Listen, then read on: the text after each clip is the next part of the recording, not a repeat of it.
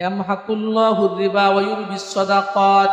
আল্লাহ পাক রব্বুল আলামিন বলেন, সুদ ঘুষ সম্পদ ধ্বংস করে, আর দান সদকা জাকাত সম্পদকে বৃদ্ধি করে। সম্পদের জাকাত দিলে সম্পদ কি পায়? বৃদ্ধি পায়। আর যদি কেউ সম্পদ, টাকা, অর্থকরী সম্পদ যদি লাগায় দেয় সুদ ঘুষে, তখন সম্পদ আরো কমে। বাহ্যিকভাবে দেখতেছি সুদ খাইলে তো টাকা বাড়তেছে, মূলত সম্পদ বাড়ে না, সম্পদ কমে। জাকাত দিলে, দান করলে মনে হয় সম্পদ কমতেছে, কিন্তু সম্পদ মূলত কি হয় না? কমে না। আর দ্বিতীয় নাম্বার, সম্পদের ভিতরে জাকাত দিলে সম্পদের ভিতরে আল্লাহ তাআলা বরকত দান করে। বরকত এটা বড় জিনিস। তো বরকত এমন এক জিনিস, এটা দেখা যায় না, ছোঁয়া যায় না, এর নাম হলো বরকত। যারা সম্পদের পরিপূর্ণভাবে হিসাব করে জাকাত দেয়, তাদের সম্পদের প্রতি আল্লাহ তাআলা বরকত নাজিল করেন। আল্লাহর নবী হাদিসের ভিতরে বলছেন, লাম ইয়ামনাউ যাকাতা আমওয়ালিহিম ইল্লা মুনিউল কাতারা মিনাস সামা। আল্লাহর নবী বলেন, দুনিয়ার জমিনে যারা সম্পদের জাকাত দেয়, তাদের সম্পদের প্রতি বরকত অবতীর্ণ করা হয়। যারা সম্পদ দেয় না, ওদের সম্পদের উপরে কোনো বরকত থাকে না। বরকত এটা কাকে বলে? দেখবেন একজন মানুষ, একজন গরিব মানুষ, যতটুকুই সম্পদ আছে পরিপূর্ণভাবে সম্পদের হিসাব করে জাকাত দেয়, দেখবেন তাদের অসুখ বিসুখ নেই, তাদের বড় বড় হাজার হাজার কোটি কোটি টাকার মামলা তাদের গলায় ঝোলানো নাই। অনেক ভালো মানুষ, অনেক ভালো আছে, কোনো টেনশন নাই, কোনো অসুস্থতা নাই, কোনো টেনশন নাই, বলে এটা হলো বরকত। আরেকজন মানুষ কোটি কোটি টাকার মালিক, দেখা যাচ্ছে যে তার বিপদের শেষ নাই, তার চিকিৎসা বাংলার জমিনে হয় না, তার চিকিৎসার জন্য অন্য দেশে যাওয়া লাগে, এরপরে রোগ ব্যাধি একটার পর একটা পর্যায়ক্রমে আসতেই আছে। বলে যে এটা হলো সম্পদের হক পরিপূর্ণভাবে আদায় না করার কারণে এই আযাব এবং গজবগুলো আসে। যারা পরিপূর্ণভাবে সম্পদের হক আদায় করে, যারা সম্পদের জাকাত পরিপূর্ণভাবে আদায় করে, তাদের সম্পদের উপরে আল্লাহ তাআলার পক্ষ থেকে রহমত এবং বরকত অবতীর্ণ, হাজার হাজার বিপদ আপদ থেকে আল্লাহ তাআলা তাদেরকে বাঁচায় রাখে। আর যারা সম্পদের জাকাত দেয় না, তাদের সম্পদে শুধু বিপদ আর বিপদ। আমরা হয়তো যাদেরকে আমরা বড় বড় ধনী মনে করছি, তাদের ভিতরে একটু ঢুকে দেখেন এরা কত বড় কষ্টের ভিতরে আছে।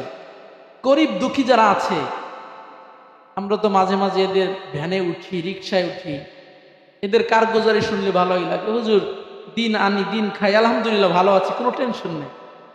আবার বড় বড় কোটিপতি, ওনাদের সাথেও আমাদের মাঝে মাঝে দেখা সাক্ষাৎ হয়, তো ওনরাও দোয়া চায়। তো ওনরা দোয়া চায় কেন?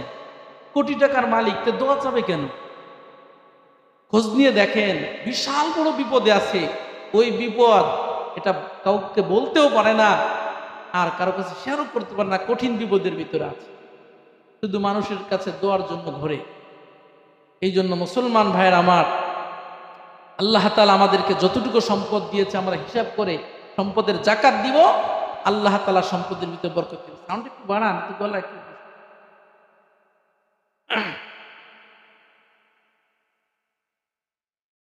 3 নাম্বার, সম্পদের জাকাত দিলে সম্পদের উপরে কোনো বালা মুসিবত আসে না।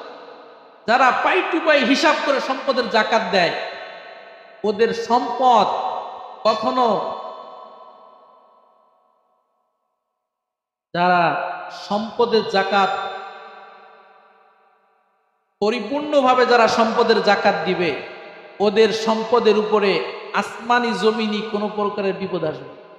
আগুনে পুড়ে ভস্ম হবে না, সাগরে নদীতে পুড়ে নষ্ট হবে না, কোনো ধরনের বালা মুসিবত আসবে না, চুরি পর্যন্ত হবে না। ঘটনা শুনলে আশ্চর্য হয়ে যাবেন। ভারতের একটা মাদ্রাসা আছে সাহারানপুরে। এই সাহারানপুর মাদ্রাসার একজন বড় কেশিয়ার, একজন দিনদার বিশ্বস্ত একজন কেশিয়ার, এই সাহারানপুর মাদ্রাসার সম্পূর্ণ টাকা তার কাছে আমানত হিসেবে থাকে, বিশ্বস্ত একজন কেশিয়ার। এমনকি এলাকার অনেক মানুষ নিরাপত্তার জন্য তাদের টাকাও এই কেশিয়ার সাহেবের কাছে আমানত রাখে, যে ওনার কাছে টাকা রাখা মানে এটা মানে পরিপূর্ণ আমানতের সাথেই থাকে আছে, এটা মনে করে মানুষ রাখে। তো তো ঘটনাক্রমে একদিন এই কেশিয়ার সাহেবের বাসায় চোর আসছে। কি আসছে? চোর আসছে। গভীর রজনী, কেশিয়ার সাহেব ঘুমিয়ে আছে। এখন দেখতেছে যে তার তালা ভাঙ্গার আওয়াজ শুনতে পাচ্ছে। উনি তাড়াহুড়ো করে উঠছে, উঠে দেখে যে কয়েক চোর এই তালার ভিতরে টাকা পয়সা রাখা, এই তালা ভাঙ্গার খুব প্রচেষ্টা চালাচ্ছে। তো এই অবস্থায় আমি আপনি দেখলে কি করতাম? চোর চোর বলে 14 গ্রাম উদ্ধার করতাম। উনি বললেন, বাবারা তোমরা চেষ্টা করো, আমি তোমাদেরকে কিছু বলবো না, তোমরা চেষ্টা করো, তোমরা চেষ্টা করো, আমি লোকজনও ডাকবো না। আমার এই যে ব্যাংকের ভিতরে, আমার এই যে লকার তোমরা দেখতেছো, এর ভিতরে অনেক টাকা আছে। এই সাহারানপুর মাদ্রাসার সম্পূর্ণ টাকা এর ভিতরে, এই এলাকার অনেক মানুষের টাকা আমি এর ভিতরে রাখছি। তোমরা চেষ্টা করো, তোমরা যদি ভেঙে নিতে পারো তো নেও, কোনো সমস্যা না, আমি কাউরে ডাকবো না। চোর যারা, ওরা আশ্চর্য হয়ে গেছে, এরকমের মালিক তো জীবনে দেখিনি। তো ওরা তো সারা রাত চেষ্টা করছে। চেষ্টা করতে করতে ফজর যখন হয়ে গেছে, তো ওই কেশিয়ার সাহেব চোরদের অবস্থা দেখার জন্য গেছে। দেখে যে এখনো চেষ্টা করতেছে, কাজ হয় না। তো কেশিয়ার সাহেব বললেন, চেষ্টা আপনারা আরো করেন, ফজর পর্যন্ত করেন চেষ্টা, আমি ফজরের নামাজ পড়তে যাই। উনি ফজরের নামাজ পড়তে গেছে। ফজরের নামাজ পড়া এবার মুসল্লিদেরকে বলতেছে যে আজকে আমার বাসায় চোর আসছিল, আমার লকার ভাঙ্গার অনেক চেষ্টা করেছে, কিন্তু তারা সক্ষম হয় নাই। তোমরা হয়তো দেখতে পারো, চলো আমার বাসায় চোর হয়তো এখনো আছে, চেষ্টা এখনো করতেছে। ফজরে পরে গেছে, যে দেখে যে না, চোর চলে গেছে, তবে চেষ্টা বহুত করছে, কিন্তু টাকা নিতে পারে না, টাকা নিতে পারে নাই।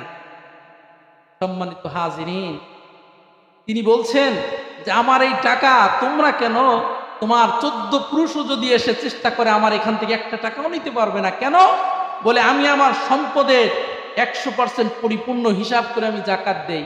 আমি আমার সম্পদের ব্যাপারে একটু পরিমাণ খেয়ানত করি নাই। আমার হক, সম্পদের হক পরিপূর্ণভাবে আদায় করেছি, সম্পদের জাকাত আদায় করেছি। অতএব আল্লাহ তাআলার ওয়াদা আছে, সম্পদের জাকাত যারা পরিপূর্ণভাবে রক্ষা করে, ওদের সম্পদ কখনো চুরি হবে না, আগুনি পড়বে না, আর কখনো নষ্ট হবে না। এই ওয়াদার উপরে আমি অটল আছি, এই জন্য আমার সম্পদ ওরা নিতে পারে না। সুবহানাল্লাহ।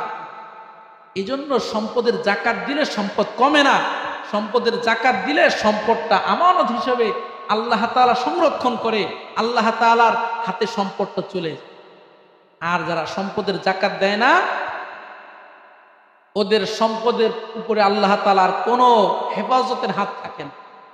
কয়দিন পর পর চুরি হয়ে যায়, এরপরে আগুন লেগে পুড়ে ভস্ম হয়ে যায়, নদীতে পুড়ে নষ্ট হয়, চুরি হয়, কত কিছু হয়।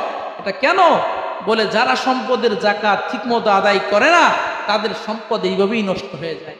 নিজেও খেতে পারে না, আত্মীয় স্বজনকেও দিতে পারে না, এটা এমনিই শেষ হয়ে যায়।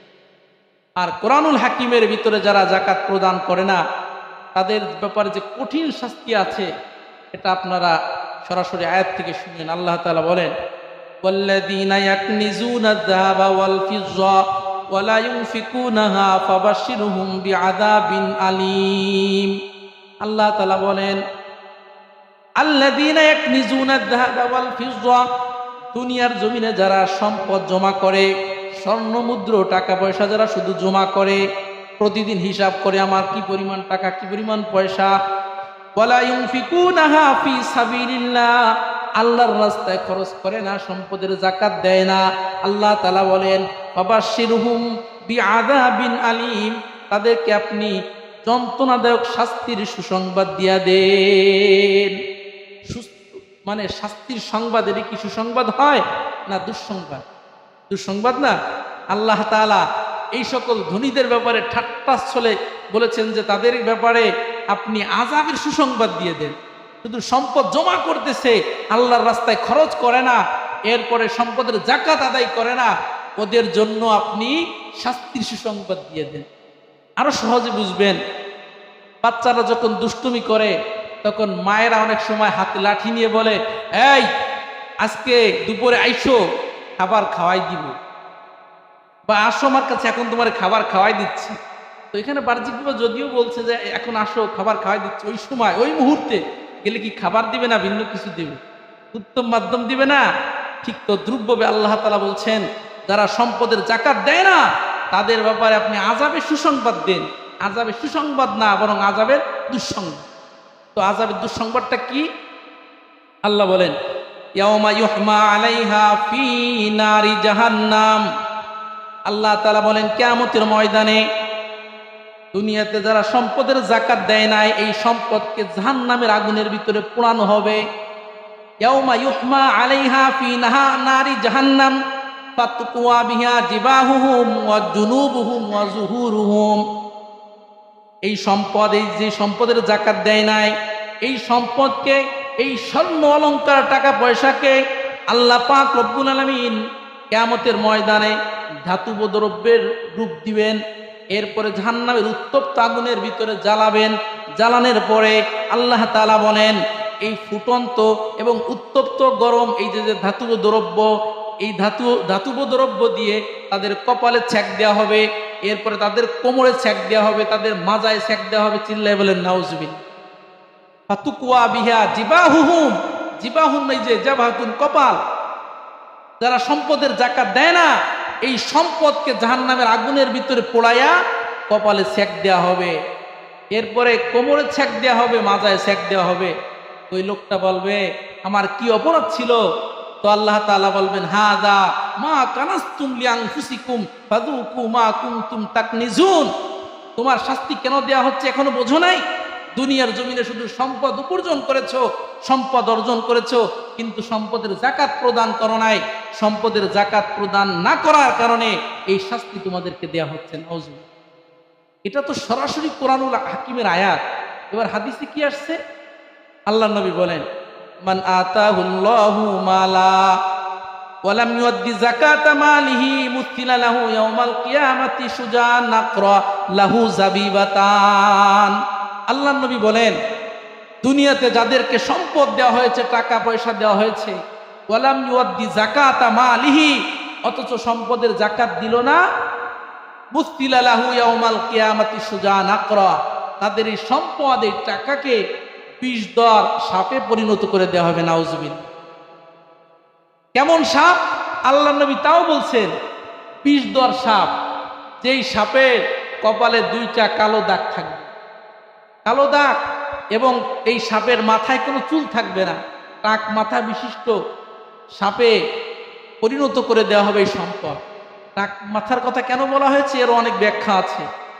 যেই সকল সাপের ভিতরে বিষ বেশি এই সকল সাপের মাথায় কি থাকে না, হ্যাঁ, এই মাথা মসৃণ থাকে, পরিষ্কার থাকে। এখান থেকে বোঝা যায় যারা বেশি মেধাবী, যারা বেশি বুদ্ধিজীবী দেখবেন এনাদের মাথায় অনেক সময় চুল থাকেন। তো চুল না থাকা এটা কিন্তু আমরা অনেক সময় হাসাহাসি করি, অনেক সময় খারাপ ভাষা পর্যন্ত ব্যবহার করি। এটা খারাপ ভাষার কিছু না। যাদের মাথায় চুল নাই এরা মেধাবী বেশি, এরা বেশি, এদের মাথায় বুদ্ধি বেশি, এদেরকে বুদ্ধিজীবী বলে। হ্যাঁ, ঠিক তদ্রূপভাবে কিয়ামতের ময়দানে যেই সাপ মানুষকে ধ্বংসন করবে যারা সম্পদের জাকাত দিচ্ছে না, ওই সাপের বর্ণনাও দেওয়া হয়েছে টাক মাথা হবে। কেন বলে টাক মাথা বিশিষ্ট সাপের কি বেশি? বিষ বেশি, ধাঁচ বেশি। ভাইয়ের আমার, এই সাপ দংশন করতে থাকবে আর সাপ বলবে আনা কাংজুকা আনা মালুকা, আমাকে দেখে কেন ভয় পাচ্ছ? দুনিয়ার জমিনে কত কষ্ট করে আমাকে উপার্জন করেছো, আমি তোমার দুনিয়ার সম্পদ, তোমার দুনিয়ার টাকা পয়সা, আমাকে দেখে ভয় পাওয়ার কিছুই নাই। কিয়ামতের ময়দানে ওই সাপ কিন্তু কথাও বলবে। এই সাপ দংশন করতে থাকবে, আবার কথাও বলবে যে সম্পদ দুনিয়ার জমিনে শুধু অর্জন করেছিলে, উপার্জন করেছিলে, কিন্তু সম্পদের জাকাত দাও নাই, আমি তোমার সেই দুনিয়ার সম্পদ আজকে তোমাকে দংশন করতে।